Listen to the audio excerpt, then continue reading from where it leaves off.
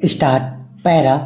अध्यक्ष महोदय, आपने इस बिल पर बोलने का जो मुझे मौका दिया है उसके लिए आपको धन्यवाद देता हूँ। इस सदन के बहुत से सदस्यों ने इस विषय पर अपने विचार प्रकट किए, लेकिन मैं वित्त मंत्री महोदय का ध्यान इस देश की आम जनता की ओर खींचना चाहता हूँ।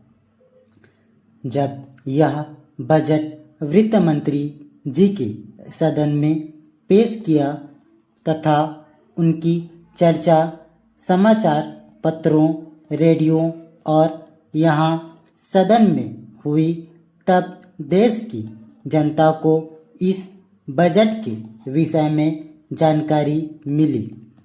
इस बजट के विषय में जब आम जनता ने सुना तो उसे बड़ी निराशा हुई। उसने समझा कि इस बजट से हमारे देश की अर्थव्यवस्था स्थिर नहीं रह पाएगा। इस बजट को देखकर देश के सारे किसान और मजदूर दुखी हैं। किसानों के लिए बहुत सी बातें कही गई है। इस बजट में कहा गया है कि किसानों को बहुत सी सुविधाएं दी गई है, लेकिन वास्तव में किसानों के लिए क्या किया गया है यह मेरी समझ में नहीं आ रहा है। किसानों को खाद पर बहुत ही कम राहत दी गई है।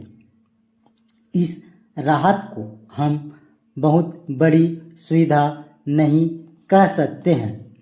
खाद की थोड़ी सी कमी कर देने से किसान का कुछ भी लाभ होने वाला नहीं है। किसान खेत में रात दिन काम करता है,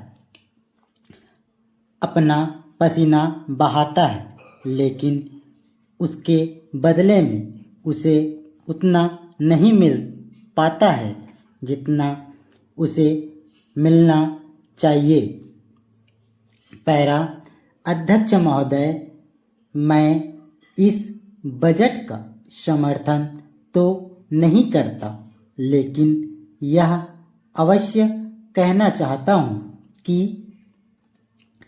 देश की स्वतंत्रता को मजबूत रखने के लिए देश के किसानों को विकास की ओर सरकार का ध्यान जाना चाहिए।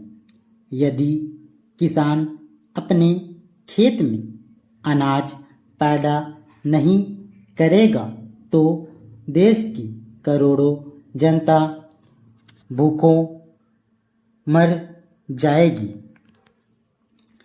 किसान ही इस देश के प्रमुख नागरिक हैं।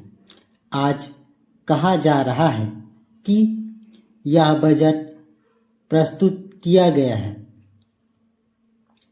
इसमें गांव की ओर अधिक ध्यान दिया गया है, लेकिन मैं कहना चाहता हूं कि सरकार को गांव की ओर जितना ध्यान देना चाहिए था उतना इस बजट में नहीं दिया गया है।